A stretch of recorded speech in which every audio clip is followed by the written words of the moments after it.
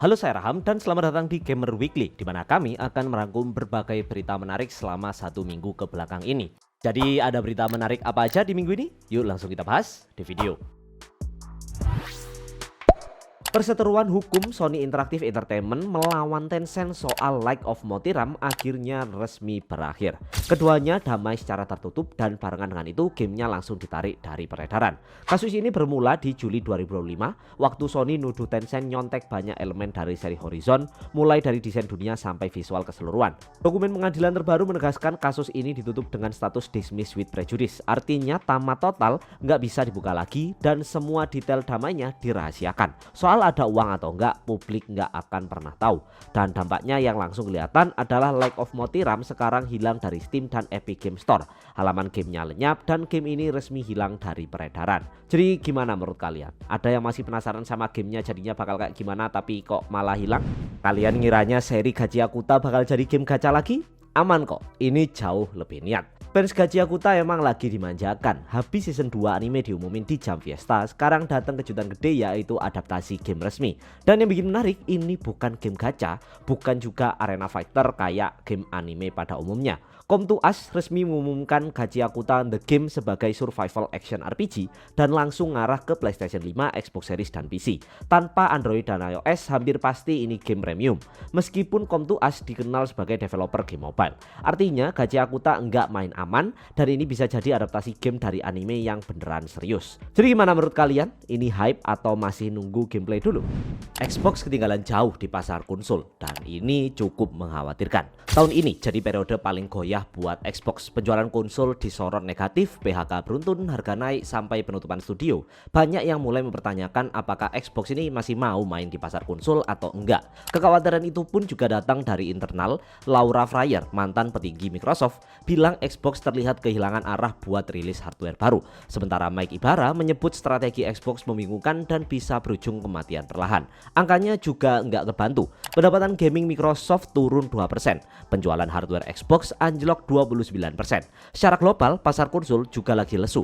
November kemarin jadi yang terburuk dalam 20 tahun. Tapi kalau dibandingin sama kompetitor, Nintendo Switch 2 tembus 10 juta unit, PlayStation 5 jual 9,2 juta unit tahun ini, sedangkan Xbox Series XS hanya terjual sekitar 1,7 juta, bahkan kalah dari Switch lama. Dan di saat Xbox goyah, Valve datang dengan ancaman yang cukup baru.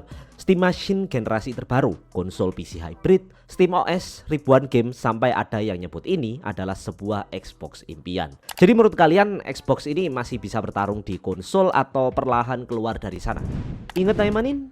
Yes, mereka bikin game baru. Gremory Games akhirnya ngegoda proyek baru dari franchise Taimanin lewat teaser berjudul Taimanin Squad. Sebenarnya nama game ini sempat muncul duluan di daftar eksibitor Tokyo Game Show 2025. Game ini ambil setting Tokyo Kingdom City, pulau buatan yang gagal jadi kota modern dan sekarang berubah jadi wilayah tanpa hukum.